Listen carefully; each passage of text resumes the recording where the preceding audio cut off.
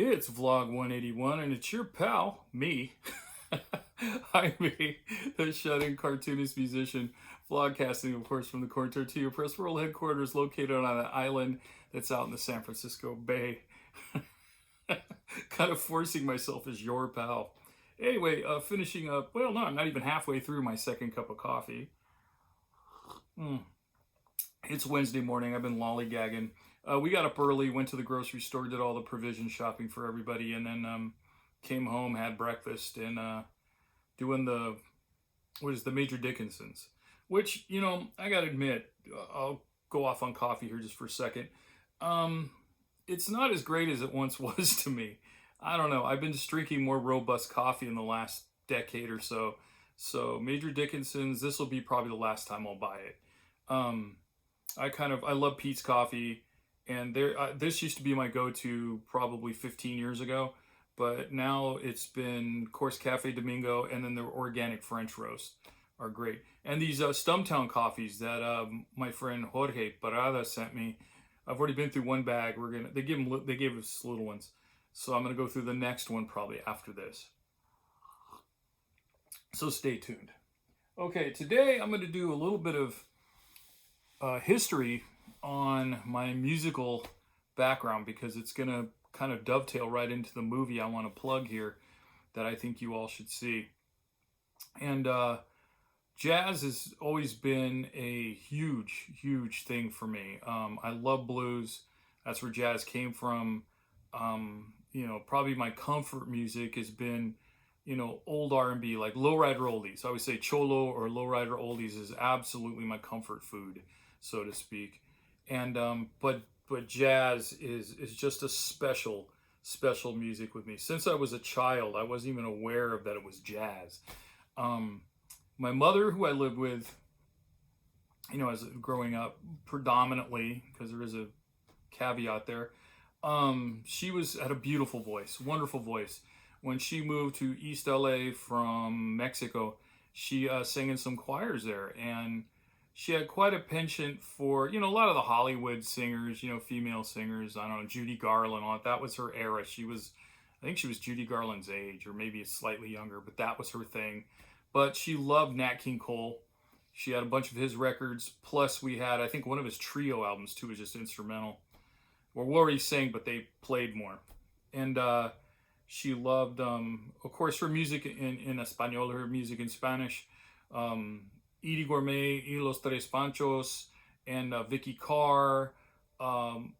She liked, I can't even remember who these artists were. She had like compilations of Mexican stars, mariachis and rancheras, mostly corridos, story music, but like Vicente Fernandez type stuff.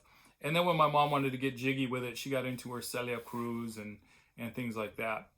Living with my grandfather and his wife, his second wife. His first wife was my grandmother, who died while they were married. He was my mom's stepdad, but he was around before I was born until, I was 19 years old. So he was my grandfather. And he was a black man from Louisiana, as I said before. And his second wife, Grandma Nancy, who was also there before I was born until I was 18. She died the year before him. She was a black woman from Chicago. And both of them loved music. Both of them were, Grandma especially.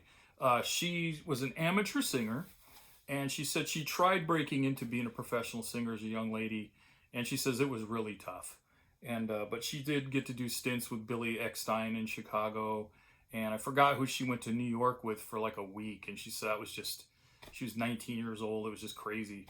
So I grew up with a lot of big band in like Billy Eckstine, Duke Ellington, Cab Calloway, oh my goodness, Count Basie, a lot of that there.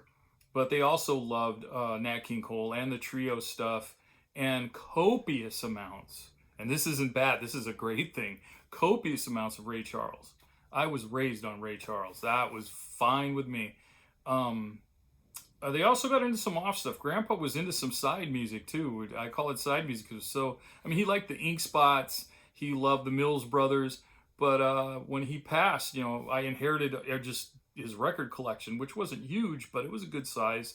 I found Jerry Reed in there, the best of Jerry Reed, which I still have most of his vinyl.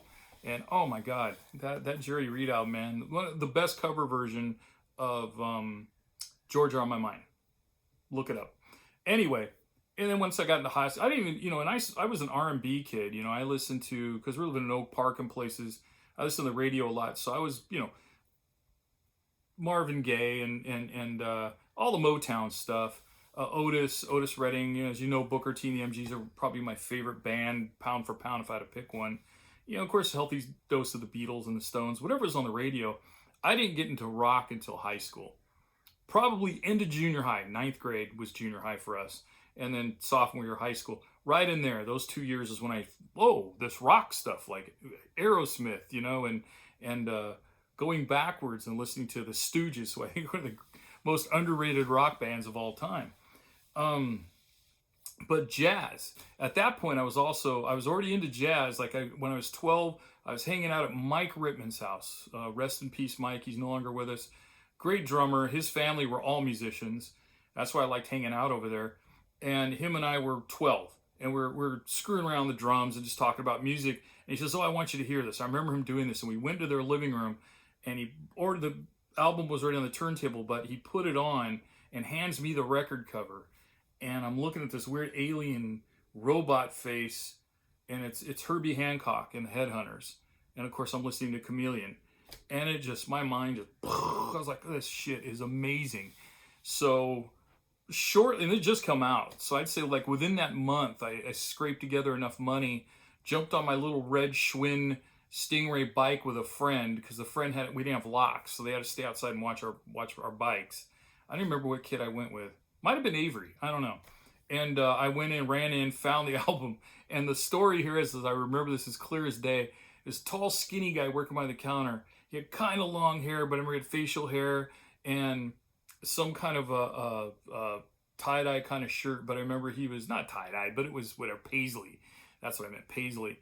And I remember he's looking down at me and looking at the record. He goes, "Wow, little cat," or something like that. "Some heavy music, man. You know what this is?" And I go, yes, I do. So ring the shit up, bag it and give it to me. And so anyway, yeah, put it in those yellow paper bags. It was Tower on Broadway, Tower Records, and held in my arm, rode home. We put it on, and I was just floored.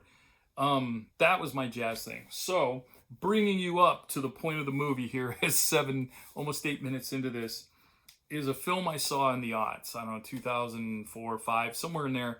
And it floored me. I eventually obtained a copy, which I'm about to show you. And it was A Great Day in Harlem. This movie is fantastic. It's 1 hour long.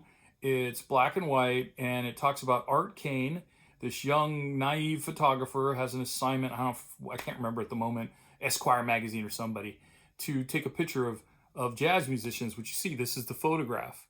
I like how the kids are lined up. You got Pops on the end. He sat down with them. And it's a wonderful little doc. It's short. It's only an hour long, but it's entertaining. It's lots of information. And like I said, I love jazz, man. I just love jazz. And I found this, I can't even remember where or when, but I'm going to watch it tonight because I haven't watched it in a few years now. But I highly recommend this. Yeah, jazz, man. High school, my best friend, my two best buddies, we all three of us, but mostly Arturo and I, because we were musicians. I was about 15, maybe almost 16. He was 16 already. We've discovered John Coltrane and just, again, mind's blown. Got into Miles Davis, and we just went from there, man. I went everywhere from Charlie Parker and and Prez and Ben Webster and Sonny Rollins, all the way through Albert Eiler and all the Sun Ra stuff and Archie Shepp and Eric Dolphy and blah blah blah. Just go on and on. I still love it all, and it's just such wonderful music. I remember going to see being taken to with a group of us older musicians and me, the kid, to the Berkeley Greek Theater at Cal Berkeley in the late 70s to see Weather Report. Yes, I saw them on the 830 tour with Joe Zawinul on keys, no longer with us, Wayne Shorter on sax, Peter Erskine on drums, whose daughter has a great TV show called Pen 15. Check it out, it's hilarious, and it's his daughter. I was like, oh my God, Erskine, is she related? And of course, the late great Jaco Pastorius on bass. That was just a great show. So there you go. There it is for me. That's 10 minutes you're not going to get back. But my little odyssey into jazz and music in general, I'm really skirting through it all because, in high school I was a deep, deep blues fanatic and listening to pre-World War II stuff and still love it. And I also got into this new music that was coming out then called punk rock.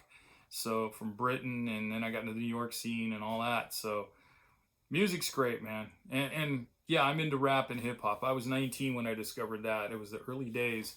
And I was listening to MF Doom the other day. Today, though, I don't know, man. Today I'll probably be listening to a lot of jazz. All right, everybody. That's it for me. I'm going to go ahead and finish my second cup of coffee here. I got to go finish up penciling my pages so I can get to inking them. And I hope you guys have a wonderful day. I plan on it. We hope it ends up well. Don't forget to mask up. If you got to go out, wash and sanitize your hands often. Keep the hell away from people, but be kind to yourself and be kind to those people. And be kind to everyone around you. Call somebody today. Tell them you love them. Tell them you miss them. Just tell them you're thinking of them. Whatever makes you comfortable. All right, everybody. Thanks for joining me. Don't forget to subscribe down below. Let me know what you think about jazz, or what's your music. What's your comfort music? That's what I want to hear from you. Write it below. I'll answer. Thanks, everyone. I'll see you next time.